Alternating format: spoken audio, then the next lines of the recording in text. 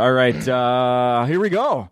This is so lame. Episode 69. I'm not even going to make a joke about it. No, we can just leave it there. Nope. Episode 69 of NoLaughTrack. Thanks to the guys from Circle of Heat for letting us play their music. My name is Justin Severson, the host, and my daughters know my guest today as Biker Dude from one of their favorite movies of the summer, Epic. Oh, really? I didn't even. My mom's like, "You were in a movie. You didn't tell me." I'm like, I think I grunted and said "move" or something like that. That was what I was going to ask. Yeah, I didn't even do anything. My mom's like, "You don't even tell your mother you're doing these things." I'm like, I went to a sound booth and said 2 lines. Did they invite you to the premiere when you're in a cartoon with 1 line? No, not at all. I forgot I even did it. I didn't even know. I'm like, "What's this for?" I'm lucky enough I get to do enough stuff. I'm like, "What's this?" Yell, gruff voice. Okay, there. It's like an hour out of my day. So, yeah, I totally forgot about it. Did you know that you're called Biker Dude on IMDb on that? Now I do. Yeah. Now okay. I'm aware of it. Also, I noticed that when you just I was on my phone the other day, I was looking up some stuff about you, and I just put in Kyle and then the autocorrect thing. Mm-hmm. You know, one of the things that came up, I don't know why I thought this was funny. Remember that South Park song, Kyle's Mom is a Big Fat Bitch? Yeah, I know everything that's been attached to the name Kyle. I bet you do. South Park. Oh, I suppose you do. Oh, yeah, the real uncreative friends that would sing that at my face. What? Years after the episode came out. What year did that get old? Oh, Jesus. Hey, Kyle. Really? Really? That's where you're going to go with that? All right. And the show's still on. Yeah, thanks, friends. Sorry, I mean, everybody else is front-loaded. I can make a lot of Matt jokes or Rob jokes when I save them for myself. That's right. Too easy. Sorry, I got a unique, special name, which is either Kyle's either a bully or the bullied. The bully or the bullied? Yeah, I'm like either a complete nerd or an asshole. Right. Did I grow up with any Kyles? I don't think I did. Whenever it's in a movie, it's never like a neutral party. It's a polarizing name for a He could be an character. asshole. It's an asshole. I feel like William Zabka from Karate Kid was a Kyle in a couple movies. Yes, the blonde dude was a Kyle. Absolutely, Johnny. Yeah. Johnny was Kyle in some other movies, and then, or it's Kyle like, "Hey guys," like a complete nerd. Kyle. Yeah, just some complete tool. Not again, Kyle. There's no who's the average neighbor kid? Oh, that's Kyle. It's never that. It's a name you give. If you really want to let people already make judgments about who that character is before knowing him. Kyle has braces for sure. Oh, Kyle has braces. On his legs. Kyle has red hair. Kyle has red hair and falls off the school bus. Yes.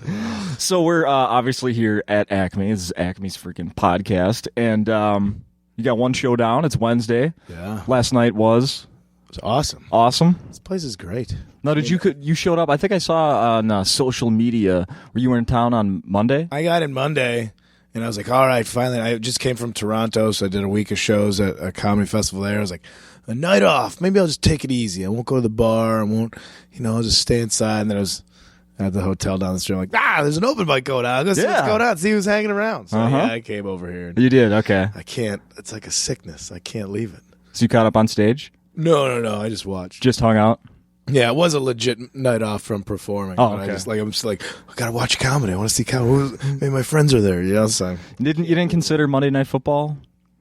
I don't care about football. I didn't think so. I don't care. Can I say that in a town that cares about football, which is every town? Yeah, you can say that, especially because our team is 1-3, and you're in town a week they don't even play. I still have to think of 1-3. I'm like, does that mean they won 1 out of 3? Or they lost? Right? I don't even remember. I was like, don't screw it up. That around jocks, don't screw it up. It's funny you say that, Kyle, because there was a Bud Light commercial or some beer commercial in the last year. And it's about anyway. In the conversation, it goes. They're like, "Oh no, that's because the teams, Anyways, they had it reversed. Because the wins are always supposed to be first, losses second. And I'm such a sports nerd. I was like, they're doing it wrong. It's backwards. I always argue because I come from skateboard and BMX culture. So I'm like, why aren't those guys millionaires? I'm like, I watch a guy ride a kid's bike off a 2-story roof. That guy should be a millionaire. I can care less about football. His stories. Why isn't this guy? Why aren't they skate? Well, but then they are millionaires nowadays. Now they are. And their career span is 3 years, baby, before they're destroyed. You think so? Actually, I still watch. I randomly tune in like the X Games. So these guys like on their bikes are 38, 40, 41 years old. Some of them are still going, but I can only imagine. I just remember being a kid and like being at a skate park and seeing some guy that was maybe.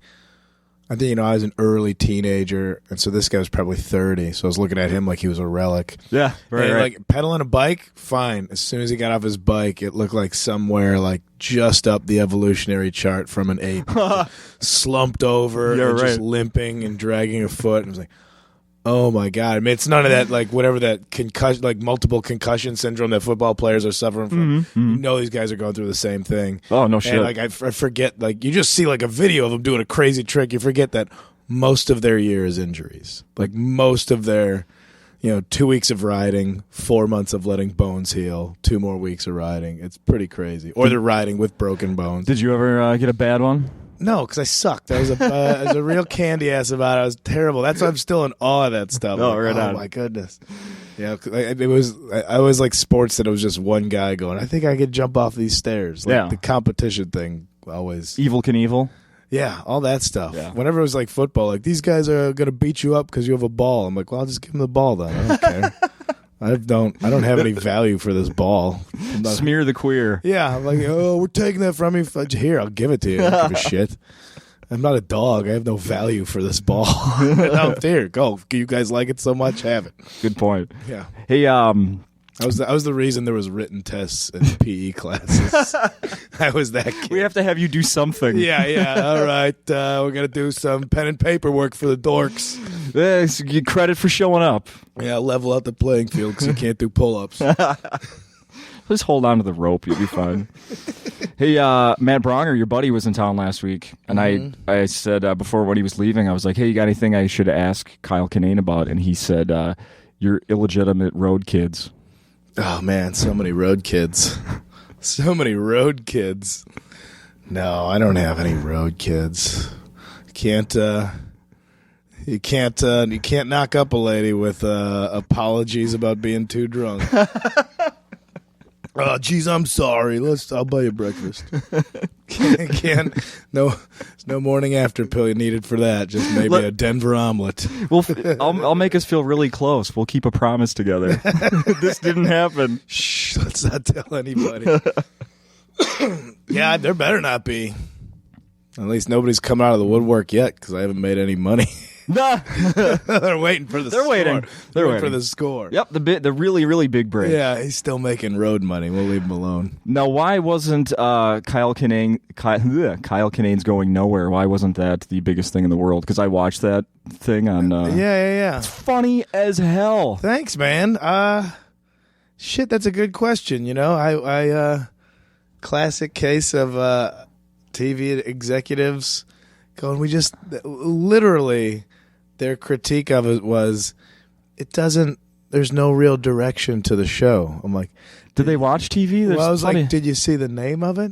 Yeah. Did you listen? Like the whole end point I tried to make on that show, I was like, there's no lesson. It's TV. You shouldn't get lessons from TV. Yeah, no. Just watch it and laugh at it. Yeah. And they didn't like that part of it, which was the entire point of my travel show, was to not make any kind of like, but the indigenous people taught this about. No, I just went and did dumb stuff. How far did you travel for people that haven't watched it? I just managed. I only got one episode. I only got to San Francisco, so that was it. San Francisco from LA. Yeah. Well, it was a pilot. You got a real small budget. Yeah. Real small budget. We had to stay within the state lines. Oh, the things I learned in that video. I got into some weird stuff for that one. Did you wore with that? I'm trying to remember. Was that latex? I get confused. Yeah, I had a silicone bondage outfit on, and a dominatrix wrestled me and electrocuted me. She had a large chest. She did. She used it to her advantage. Mm-hmm. Yeah, she beat the shit out of me. Like, I mean, that's what she does professionally. But I was like, I'm gonna wrestle a girl right now, and like, I don't want to beat the shit out of me. And I was just coming off like throwing my back out too or something. So I was kind of like, I shouldn't. I'll goof around. Like, ow, all right, I give up. She knows what she's doing. Oh, but more than enough that she knows what she's doing. And that was, there's that. A lot of sex stuff. I competed in an air sex competition that didn't even make it to the... I was going to ask you what didn't make it. That didn't make... The air sex competition didn't make it. What's an air sex? You're in a swing or something? No. It's like, there's air guitar competitions. Oh, This is like that, but you're fucking instead of playing a guitar. I could say that, right? This is absolutely. Genial. Absolutely. Yeah. fucking. Well, and this was a genius. This is what I thought was great. So this is my good buddy, Isaac, who lives in San Francisco, and we're like, well, we'll enter it together. And we'll mock a three-way on stage, but then the producer's like, you can't use music because they play music along with it. The whole thing is like to a song. Yeah. But we can't use any licensed music because it's for a TV show. Right. You have to pay money. Right. We're like, well, national anthems aren't licensed. Public domain. Yeah. Yeah. So we got the French national anthem, and we air sex an Eiffel Tower on an invisible woman. And I was so proud of ourselves. What else would you use? That we came up with that, like the national anthem. On top of it's already a sex move. Brilliant. And they cut out the whole thing, man. That was like the most genius thing that we came up with. Like, well, national anthem, French Eiffel Tower, Eiffel Tower, an invisible lady. And then we won the preliminary. I let Isaac go on to the finals. He won the contest. He got I think it was like a gift certificate and a gold butt plug or something. So he's There were plenty of winners that day. I think the city of San Francisco won. The neighborhood of the Mission won that night. Wow. So yeah, there's some real weird unseen footage of me doing stuff out there. And that was it. No plans of going back to that stuff and trying it somewhere else. If somebody else wanted to, like, hey, we saw that, we'd like to put it out. I'm like, oh, let's talk about it. Yeah. I had a good time doing it. I just didn't want to do like a reality, like a show where you make fun of the subjects. Because I went and saw The Wizard and his goddess, the old man, and his wife, and they were just sweethearts. I didn't want them to look foolish. They're nice enough. They're letting me come into their house. Like if anybody's like, I'm just so sick of like that pranking somebody. Yeah. Look at that. Like, no, if anybody's going to look like an idiot, I'll look like the idiot. But look at all these nice people that I got to meet along the way. They're people, too. The dominatrix that electrocuted me, but she was a nice lady, showed us around nonchalant. Her place of business happened to be this dungeon where they shoot weird porn. But, okay, but that's somebody. It's still somebody that's in line with you behind a coffee shop. That's like, right. Know that there's that diversity out there. Maybe I'll pay it forward to her at Starbucks someday. Exactly. You don't know. Don't be so quick to judge people when you realize they're still, they're still buying groceries next to you. That's right. So, wow. Yeah, that was the point of that show. That's what I wanted it. I liked it a lot. Well, thanks, man. I read something. Someone reviewed your performance on Drunk History. They said Kyle Kinane is the best drunk ever. Yeah, I don't know how to take that. I think maybe I don't want that. No? I don't want to be that.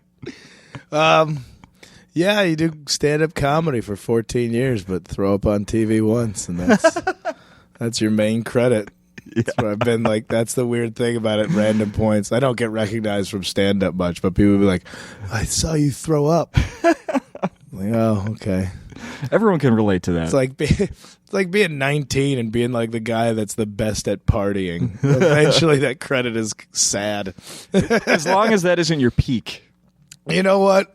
Let's hope not. Yeah. Let's hope there's something else. I mean, and not you specifically, but anyone's life. That let that 19-year-old best drunk not be the peak. Oh yeah, like the people. I think I tried to hang on to best partier title for far too long. Yeah. Like well into my late 20s. Like I'm gonna get wasted. Like you don't have to do that anymore. You're 29. You can just enjoy your evening. When you grew up in Chicago, right? Yeah. So you were probably used to drinking until. What do they have, like the 4 o'clock, 5 o'clock? 5, yeah. Yeah, I know. I've been to a few. Kingston Mines, is that a place? Kingston Mines is one. Yeah. Lincoln Park, sure. Yeah, I've been there. Like Kingston Mines, more Boys Town. Yeah, I think the reggae bar. Yep. That's what, like, I don't know how people, everybody that visits Chicago that I know, because I live in LA now, like, yeah, you guys drink. And, like, I just, like, no, this is just a way of life. Yeah.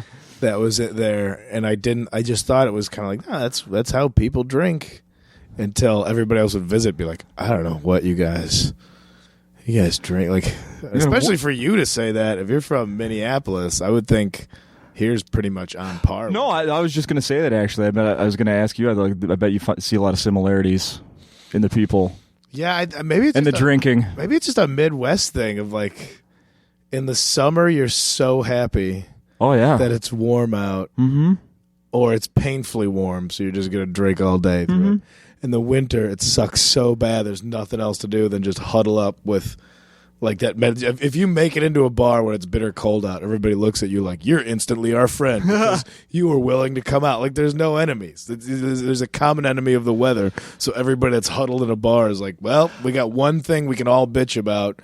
You know, it's like, whether it be politics or sports, they have to be like, oh, it's -10 out, but we still left our house to socialize. Let's be friends. Oh, especially at this comedy club here. I mean, I've many times people on stage here have thanked the audience, like, I know it's fucking bitterly cold. Yeah. Thank you for leaving your house and getting here. Yeah, well, absolutely. I mean, it's not a necessary thing to come to a comedy show, and if you're gonna, I mean, great. Also, if you live in a place, unless you're new there, you know where you live and you know the elements, and it's. Yeah. Maybe that makes it easier to just hide out at home, or makes it easier to be like, no, I'm not scared of this shit. I'm going to go out and live my life. There's a saying we use on the radio show that I work on, and that it's so cold the weather's trying to kill you. Yeah. Well, it does. Summertime is when all the, really, it gets the ends. It gets the old people and the babies. Weather really takes out the edges of the bell curve. The average age still stays the same. Yeah, no, it keeps that middle solid. That's but right. The weak ones on the ends aren't going to last long when it's 110. What's your history here in Minneapolis? My history, like here. Acme. You said, I asked you before we recorded, one other time at Acme. I've been here. This will be my 4th time. The first time I came here was when I was infamously selling cake decorations. And my boss wanted to sell a line of cake decorations to Target, so we came to corporate headquarters. It was the first business trip thing I'd ever been on. Like, I got to go to Minneapolis on business, so I came here with and he's a kooky dude. It was just like, I think we're gonna go for the big time. I got us a meeting at Target. It was a 3-person operation in like a garage. He's like, we're selling cake decorations to a national chain. I'm like, we could barely get 10 orders out a day with me and the guy I work with in the warehouse. So you're gonna go to? I'm like, all right, I'll go with. And so I was here for a night. I was in Minneapolis for an evening. What year was that? I bet that was 2004.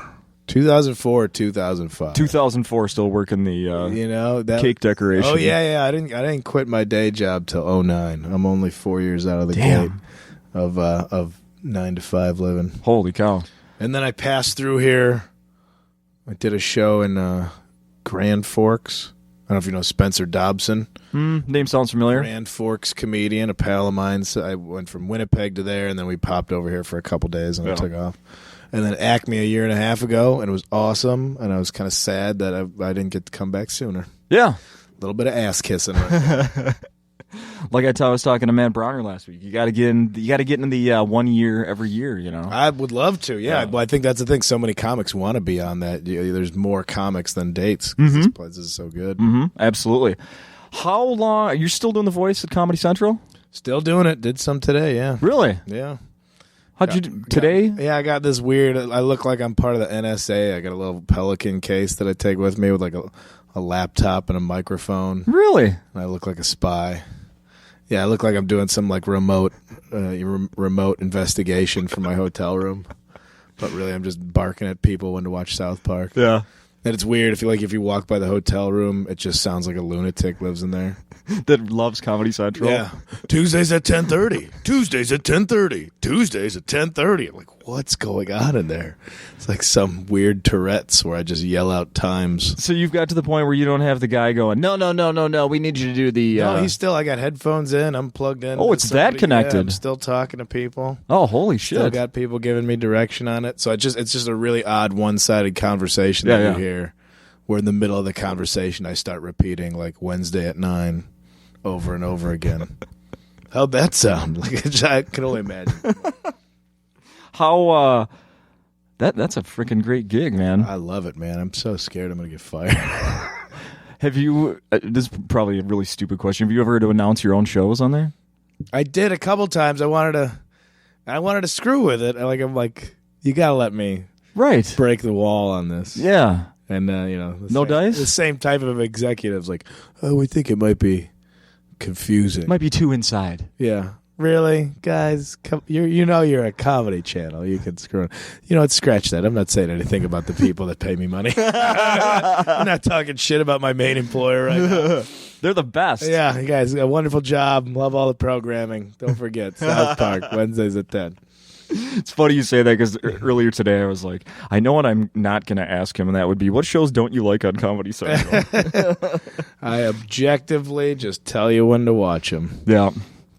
My girlfriend and I watched your special last night, the Whiskey Icarus. Oh, all right.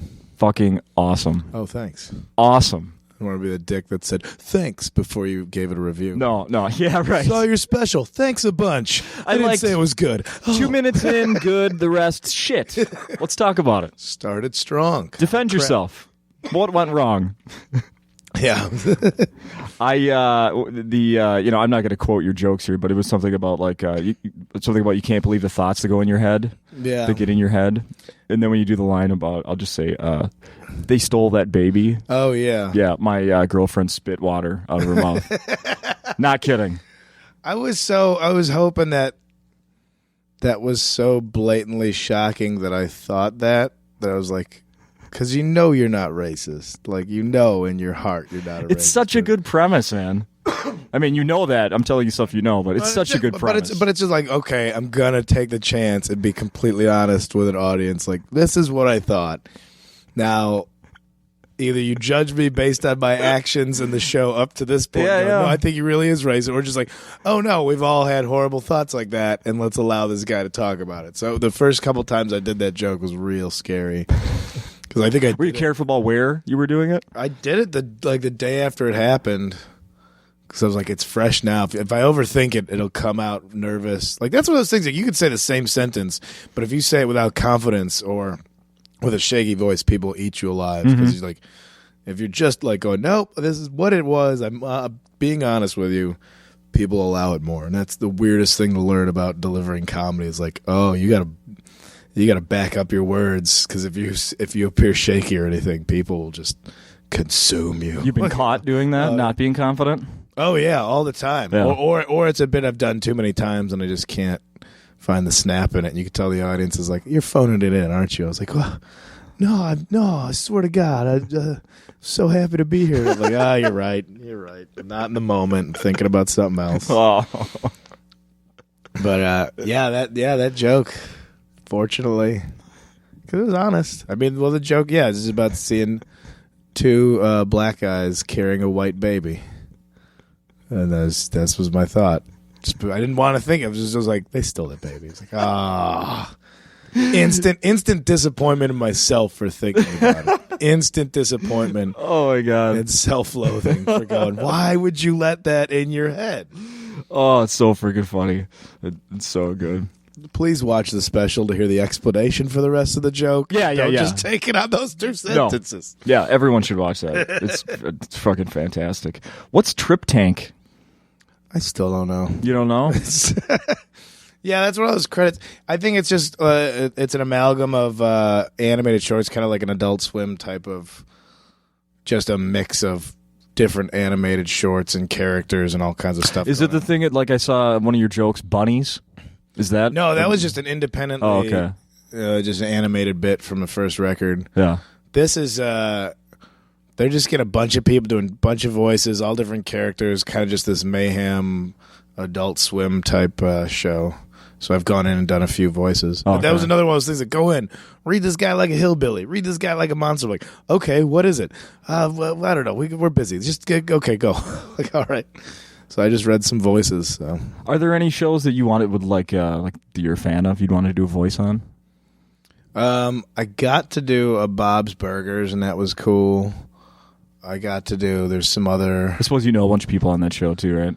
Yeah, well, I was still kind of starstruck, standing in the room like, oh, it's all the people from the like Reno 911 and the state, like, oh man, it's amazing. Yeah. I'm trying to think of what I'd want to do a voice on. I've got to do some pretty cool demons and stuff for. Oh shit, what was it? No, I know I'm gonna. Any video games? Video games would be fun. You haven't done one? Video games, that would have been cool. Are you a gamer? No, but I like when I have played, I'm like, oh, that looks like a real fun time. Yeah. Like just to see what they animate and like, oh, now I just got shot in the head in this video game. That'd be kind of fun. Yeah.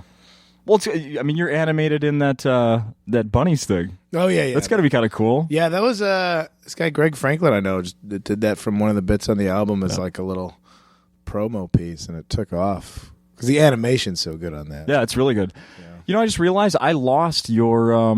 I had your first CD. I downloaded it when it first came out a few years ago. Yeah. And somebody was trying to get it from me a few months ago. I lost a digital download. How'd you do that? I don't know. You deleted it out of spite one night. Well, yeah. The same way you unfriend people passive aggressively in the middle of it. I don't even like. Why do I even follow this person? I want to erase them from memory. I'll hook you up. Hey man, I'll hook you. I think I lost it in a move. There's some long story. Some computers from a hard drive. Let's put it this way: I moved out of somewhere, and some of my stuff stayed there. Okay, so all right. You were in a situation. Yeah. You want to talk about it? You want to flip this interview? You want to talk about you for a minute? Can I lean back when we do this talk? Yeah. Let's get into you. What was this move? What was motivated by? Love or was it heartbreak? Fear, heartbreak. Yeah, love, fear, and heartbreak. Misunderstanding. Great motivators. Right. Two of the great motivators. No shit. I'm wearing my Los Pollos Hermanos shirt. Are you a Breaking Bad fan? I did. I watched them all. Everything to Sunday? Yeah. You're done? Yeah. I won't spoil it, but it was. No. We can't talk about it. It was great. I'd say that. Yeah. You were satisfied? Yeah. Well, just when you just see TV shows where like they'll make a season like, oh, it's a hit. Now we just got to make stuff up from here to see a TV show where they planned it out from the beginning. Yeah. Everything made sense. Yeah. Everything was done for a reason. It wasn't just like, oh, and here's a crazy side story that we had to half-ass back into things. Mm-hmm. Everything was done for a reason, and it was just like, oh, hey, it was good to see a TV show done that way. And plus, I rarely I just don't sit down. I just watch crap when I watch TV. So that was one show. I'm like, people like it, and it was on Netflix. I'm like, I'll start watching it. I'm like, all right, I'm gonna do this because I never dedicated myself. Like all these HBO, I've never seen a Sopranos. I've never seen all this stuff. And so when I finally got cable, I'm like, all right, I'm gonna watch these shows. Everybody like, and the one show that was starting up when I first got cable was that show Hung. Oh, yeah. But never saw it, but yeah. Well, it was stupid. I'm like, this is the one. I'm like, I'm going to watch them. I'm going to make a point every Thursday and record it because everybody likes these. And I start watching, I'm like, this show sucks, man. I'm not going to waste my time TV. I'm just going to go out and live my life. So I'm a little gun shy about, latching on to a program. Yeah. I haven't seen any Game of Thrones. I'm sure it's great. Shit, yeah. I'm sure, Homeland people are nuts about. So maybe I'll start watching that on Netflix. People go nuts about that one. But I just watched. And then Downton Abbey, of course. No, that was one that I just watched. I actually did give it a chance. Fuck that. Nope, not happening. No, too much. Too British. Too British for my simple mind. I know, and eventually you just have to admit that I don't care. like Doctor Who, I don't. No. I don't need to hold on to this mast like everybody. This great identifier in society, do you like Doctor Who? I like Doctor Who too. I've got a TARDIS on my I don't need that sense of identity with people. I'm 36. Yeah. I like what I like. And if I happen to wander into some show like, oh, this is pretty good, I'll start watching. I watch like that Fast and Loud show where the guys fix hot rods. Oh, yeah. And so I'm like, I can't tell anybody. I don't know why I like it, but I'm like, well, the cars are kind of crappy and then they fix them. And it's cool because they're cars. Like, I'm not a nerd. I'm not like Game of Thrones. Everybody's like, yeah, but even if you don't like dragons, there's boobs. I'm like, I got cable and I got the internet. I don't like if I want to see boobs. I know a much more efficient way than sitting through some sort of elaborate costume piece. Yeah, you don't have to wait through sword fights. Yeah, and I'm not going to be the guy like you're all dorks because you like it, but like when everybody convenes on Twitter, it's as bad as sports. Mm-hmm. Yeah, totally. You know? There's sports nerds and there's TV jocks. I went to the Renaissance Festival over the weekend. That just wrapped up. Go. Yeah. Are you a Ren Fest fan? No. No. I mean, I've never Have you been to one? No. So I've been to medieval times. Is that? I've never been to. Ren Fair people look down on medieval times. I wonder. Or is that their day job? Well, I wish we could ask our producer back there, Derek. He's an expert on that stuff. Oh, but, really? Yeah. Okay. Yeah, Derek, but we're gonna get you to weigh in after this. yeah. I had never gone into the Renaissance Festival up until 3 years ago, and I don't think I'll ever miss another year as long as I live. Really? Yeah. Okay. You like drinking. We've established that. Yeah. Yeah. It's for you then. But what? I don't need an event. Like everybody sells me on the drinking parts of stuff. Like I'll drink anywhere. It's a new environment to drink. It's like all right, and you don't need to dress up. costumes. See, no. But no, you go to see people. I'm sure I'd get a kick out of it if I went. But it's also, is it like all the ex-thespians from high school? Yes. Man, those people got on my fucking nerves in high school. I know. I hope I've matured in 20 years. But it's, oh, forsooth thou. Oh, shut up. Give me the big turkey leg. Fuck off.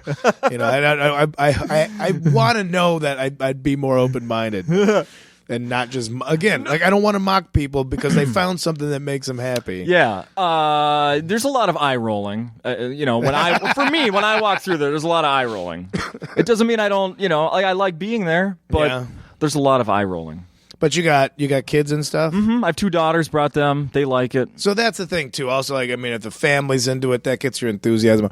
Although I did go to like Universal Studios and as an adult with no children, and I had a blast. So I'm not alone. No, I did have a date to Universal Studios. Okay, good. But so I get it. I'm not inspired to go. Like, get a bunch of, hey dudes, you want to go to the Renaissance Fair? Honestly, it's dedication to get there because the one they have here. Unless you get there very, very early in the day, you're on the road. The bumper to bumper traffic. I mean, you're sitting in traffic for an hour outside the damn place. Do you get to skip it if you show up on a horse, or do you have to sit in the same line? I'm in the gallop lane. Preferred. Technically, it's a multi-occupancy vehicle. That's right. The horse is a living creature, and it can't be sitting in there with all the exhaust. You can also put it to work while we're there. I think that's the loophole. I think you need to get yourself a carriage, and you're going to skip that line. You're going to get right to the front. Oh, a carriage? Yeah, my daughters are 5 and 7. They love that. You want to be the best dad in the universe?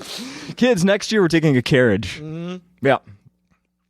Something to look forward to in case they bitch about it. Maybe I got to try this Renaissance Fair thing. I'm telling you, it's not bad. bad. Have the big turkey legs? Yeah. That line's so long I don't go on it. I skip. That's okay. And again, being a comedian and doing going to music festivals is comedy. I'm spoiled because I went to a music festival a couple weeks ago I'm like standing behind 3,000 people trying to watch a band. I'm like, what am I? I'm watching the TV next to the stage. Yeah. Which is showing what's on the stage. I'm like, this isn't for me anymore. Like I got so spoiled. Yeah. From like doing comedy at them, and then you get the wristband to kind of just go whenever. I have not done comedy at a Renaissance Fair, which I think would be awesome, especially if you make it poignant to that period. Those guys work freaking hard, I will say that. Do they have just like gestures and? Oh, yeah. There's a live performance going on like every corner of the land. Marionettes, and can you get like old tomatoes to throw and stuff? They have that. They got the guy with the insult. He tosses insult, and you pay $5, you get 5 tomatoes, and he's actually really good at insulting people, even kids. All right, see, I'm kind of buying into this. Now it sounded fun. See, I didn't get this. No, there. For example, it's like it's a bunch of larger women with their boobs poured out of their dress, which I never argued against. Okay, don't start now. No, that was never a complaint. Don't but I start thought now. that was the only selling point. Yeah, okay. I was like, you got to put up with all this stuff. Again, it's the Game of Thrones argument. I know where to see boobs in this world. Yeah, I'm an adult man. Yeah. Fair enough. There was like the guy that was tossing out the insults. There was a young boy. I would guess he was probably 7 or 8, and he was standing there in this position where that hand on the hip, elbow pointed out, and the guy throwing the insults goes, "Hey kid, your daddy cries every time you stand like that." It's pretty good stuff. With an accent? Did he have to use an accent, or is he just being a dick? No, just being a dick. Oh, that's kind of great. Is it? He doesn't even have to be in the time frame. No. He's just being an asshole to people that went to a Renaissance fair, which is really fish in a barrel. Yeah. It's weird. I didn't show up today planning to talk about the Renaissance Festival. No, neither did I. There's plenty of shit to talk about. I think he maybe just sold a few people on it. If that's the case, that's fine. Boobs, and you can throw tomatoes at an asshole. Yes. All right. Okay. Kids and adults. I like this. They all like this. Hey, I have some trivia questions. Oh. It's a little simple yes or no on Breaking Bad. Always terrible at these. Perfect. All right, let's do it. Ready? All right. This is there's 5 questions on Breaking Bad. Dean Norris plays Walt's brother-in-law Hank, but in real life he's the half-brother of martial arts badass Chuck Norris. True or false? Oh, man. I want it to be yes, but false. Yeah, that's false. Do you watch his new show Under the Dome? Is it Chuck Norris or Dean Norris? Yes. Yeah. All right. Wait, what is Under the Dome? It's a show on CBS. Is it about being bald, or is it the White House? Is it something about Capitol Hill, or just bald guys? Neither, I believe. I think it's about living under a dome. Okay. Yeah. Number 2, Anna Gunn, who plays Walt's wife, Skyler. Of course, we know that. Mm-hmm. She was born 60 miles from where Breaking Bad takes place. Is that true or false? If you were wanting to be really deceptive, that would be false. But I'm going to say it's true. Yes. Because it's such an odd, non-humorous question. Do you have any history in New Mexico where they filmed that show? No, I want to go to New Mexico. They do the tours of the of all the sets of Breaking Bad. Right, yeah. So, who was saying like now Albuquerque has to go back now, like is losing its fame, and now just goes back to the place where Bugs Bunny takes a wrong. Yeah, that's right. I forget who wrote it. It was on Twitter. I can't take credit, but it was a funny joke, like back into just being where Bugs Bunny got lost. I took a wrong turn in Albuquerque. Yeah. Aaron Paul, who plays Jesse, was once a contestant on Wheel of Fortune. No, it's false because it was Price is Right. Yeah, how did you know that? Because I saw that clip, but I thought it was adorable. he was in the Showcase Showdown. Yeah. I was so happy about it. He lost. Yeah, he did. But it was like, I like that little bit of humanity. Like, oh, you just got together with your pals and went to, like, that's what you do in L.A. if everybody's unemployed. So, like, oh, you guys just want to get tickets for Price is Right? Did you ever do crap like that? See bad TV shows, talk shows? I never went. I knew friends that like $50 a day you'd go and sit and like if you look at the courtroom, like all the Judge Joe Brown and stuff, it's all just like people that need $50 that are sitting in the audience. So I see my friends there. Really? I did have a group of friends, especially my buddy Josh Androsky. They all went to Price is Right, and my buddy took a bunch of mushrooms and got called down. No. And yeah, it's great because it's like Drew Carey's like, "What do you do for a living?" He's like, "I'm a skateboarding rabbi," and like, it's great. Like, look up contestant on drugs. Look up Price is Right contestant on drugs. It's my buddy Josh. He's a real funny dude. So it does live in infamy. Yeah. It's fantastic. Awesome. He's great. Yeah. and Drew Carey was all about it because as a comedian, he's like, somebody's breaking the mold. I like this skateboarding rabbi. Could you do that? Host a game show? Only, I think. If it's the variety of Price is Right, I still look at the consummate entertainer as being David Lee Roth, and that was supposed to be one of his jobs. That when the Hot for Teacher video ended, like they all did the "Where Are They Now" bits. Oh, that's right. He was supposed to host a game show. That's and right. That's all I've ever wanted to see was Dave. If I could do it like David Lee Roth, I would. Yeah. You think he's still the man, David Lee Roth? I do. I just read his autobiography. It's been out for a few years, but I just read it this year, and it's fantastic. Did you go on their Seaman tour a few years back? I did not. No, I did not see Van Halen back. I did. Was it? I heard that people went because there was 2 tours, and they said one of them was great and one of them wasn't. I only went to one. I believe this was the second one that came through here. I don't know. I liked it. You know, like a lot of these guys, they don't hit the notes exactly the same, but the guitar's ripping. Yeah. Dave is flamboyant as ever. Guy is just... He's a showman. He's a ringleader. He's a consummate showman. He knows how to put on a show. Yeah. I try to do everything ethically in lines with what I grew up listening to punk rock, but as far as performance, David Lee Roth. Yeah. It's like that. I try to keep that element. Have you met him? No. Wolfgang Van Halen tweets at me sometimes, and I still can't get over that. Really? And I don't have enough courage to be like, hey, man, why don't you hook up a couple tickets for the kid? I want to go see Diamond Dave. I want to see him zippity bop. He was a paramedic. After Van Halen, he became a paramedic. Really? David Lee Roth was a paramedic in, like, Hell's Kitchen in New York. Like, that's the guy.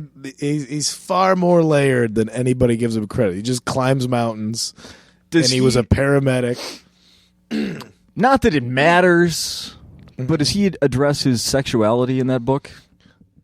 I think he does do a good job of leaving it as a question mark. Yeah, but also not making a big, like, whoa, wouldn't you like to know? But more of just, man, wild nights, you know?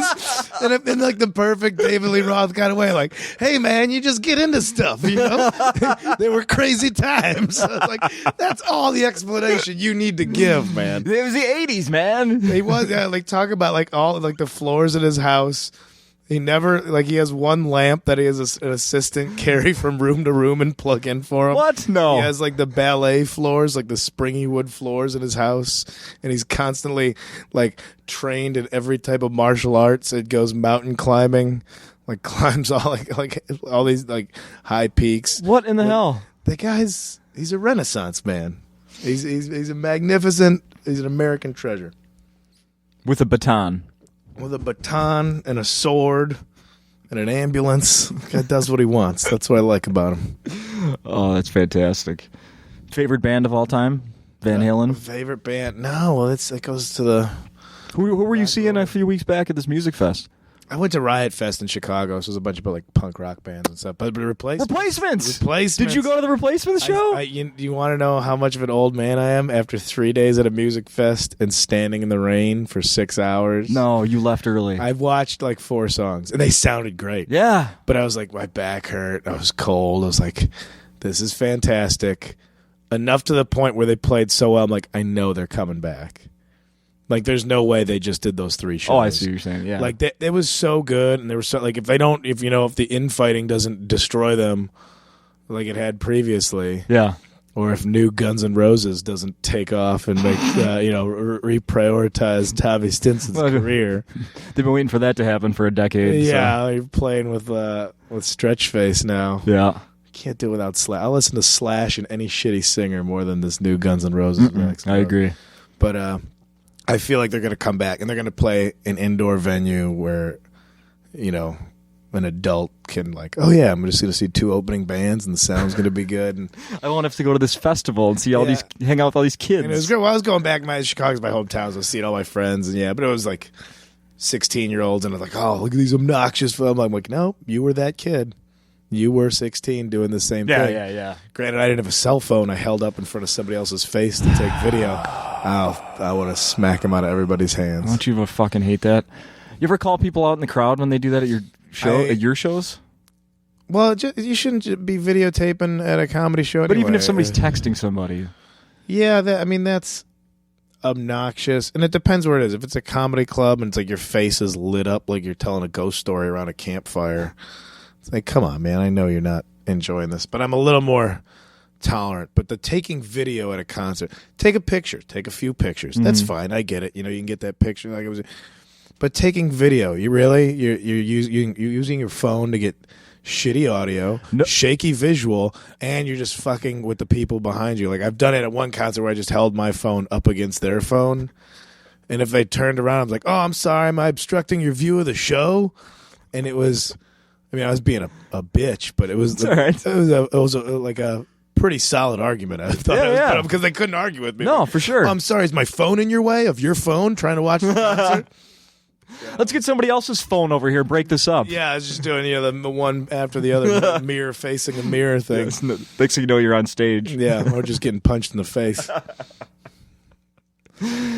Yeah, that is super annoying. The phone thing. It's we didn't have to deal with that.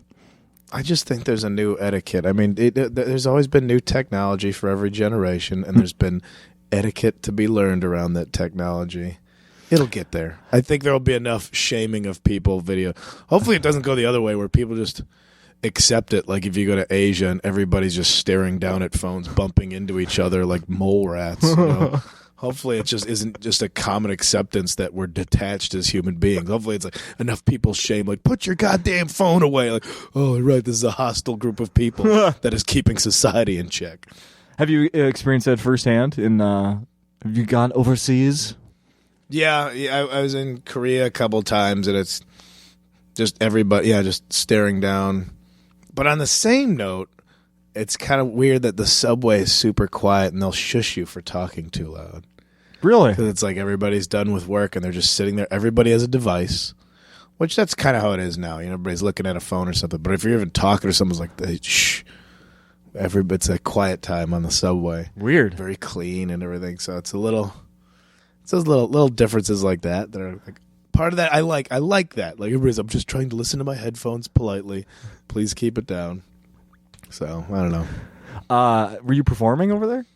Yeah, there's like the people that do ESL classes over there, English classes. Mm-hmm. They got like a whole comedy scene, and so actually Bronger and I were both there earlier this year. Oh, really?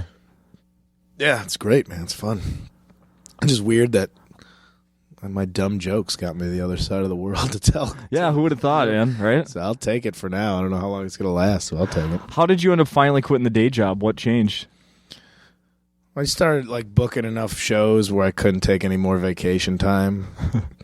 So. How was that? Like, like right before? Like, did you stretch it pretty thin? Like, yeah, I know I'm almost out of vacation. A shout out to Minneapolis in this one because I work for a company called Caption Max where Bronger and I work there. We've been pals for a long time. He got me the job there. We closed Caption TV. Yeah, you was telling me about that. Their headquarters are here in Minneapolis.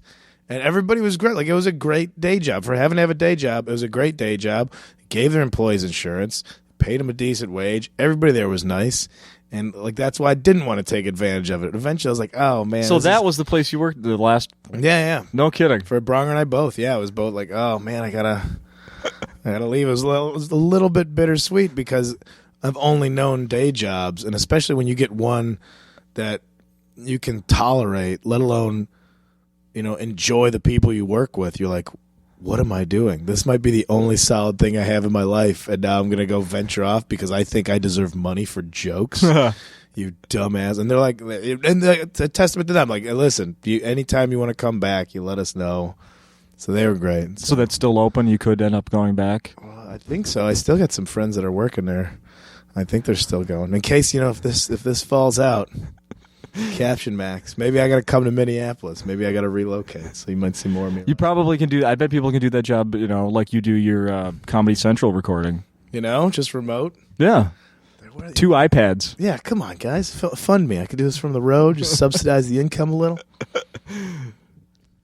That's next. So yeah. What is next? I don't know. What are you doing the rest of the year? It's just on the road, and then December I just fall out of society for a while. Try to do that around Christmas. And I'll go back. I'll try and go camping a little bit and then go back to Chicago for the holidays and just not talk to anyone. Just hang out with my family, my friends, and not show up at any comedy shows. Yeah. But as attested by Monday, I can't really do that. I'm like, what's going on? I got to see what's up. I got a new joke I want to try. Yeah. So that's it. Just road work. That's it. And if stuff, the animation, whatever comes up, I'm like, okay, I'll try it. Yeah. So, yeah, man. Back to L.A. Yeah, man, for a little bit. All right. Anything else? You the pod? Let's tell people where to see all your shit. You have two. Like I mentioned, the Whiskey Icarus, the one that I watched. Whiskey Icarus and Death of the Party. The one I lost. Albums. I got you on. I got records. I'll give you a record. I got here. I did a special for chill.com, which I just kind of hosted and had a couple other comics and then musicians on. Which one is that? Excuse me. I taped that at Just for Laughs in Chicago over the summer. Oh, okay. And so the one they taped has Brendan Kelly from a band called the Lawrence Arms and the Wandering Birds. And Slapstick, if you're super old school, he's a singer for that band. But he does an acoustic set, and he's really funny. I have Ben Roy and Brian Cook are comics on it, and I host it. And it's just kind of like my own little trying to mix music and comedy together. I think that's like $5 online. Yeah. And I don't know. People know how to just Google and stuff's out there. Google that shit, Probably man. see a clip of me barfing somewhere. If you're lucky. Yeah, right. Are you selling shit at the shows in Minneapolis right now? I got the vinyl of the first album, The Death of the Party, because Dan from Stand Up Records, a Minneapolis-based label, That's right. put out the vinyl copy of it. So I got those for sale. And you'll sign them and shit? Yeah, if people want that. Is it white like Matt's is? No, I don't have the custom vinyl. I just got black for this one. I think I sold out of the special splatter print clear or whatever it was. I have no idea what that is. I had some cool. It was cool looking vinyl with was half clear vinyl with like it was a goofy looking thing. But I sold out of those. So I have one last question. Sure. And I forgot to ask Matt this. Now you're a Hollywood guy. You go to the parties. You hang out with people. Super Hollywood. Yeah, obviously. So Hollywood, dude. You're so Hollywood.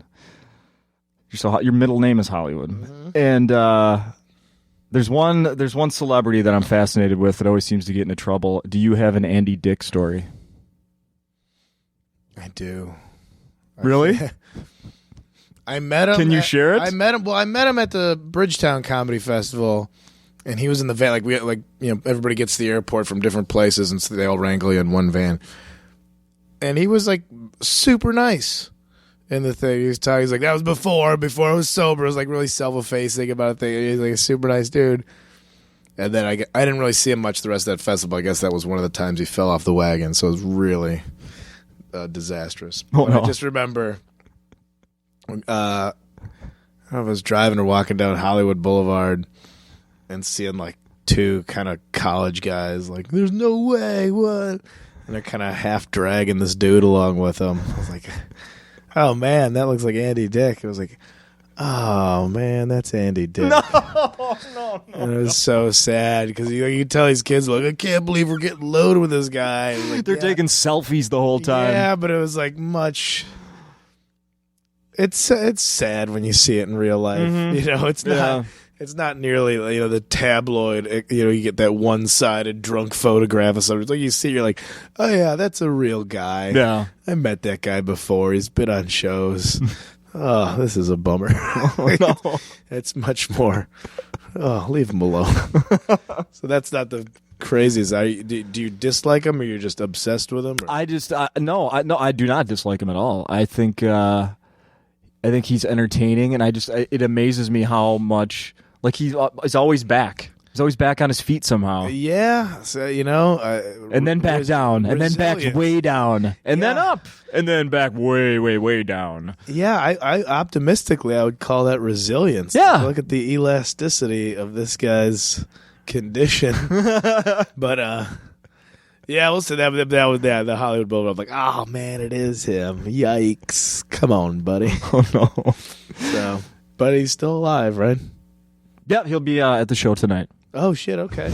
No. Well, we'll talk to him about it. That's going to be the most awkward intervention. It's a comedy show. Kyle, thank you. Oh, I'm just about to cough there. Thank you. This was fun. Thanks for having me, man. Right on.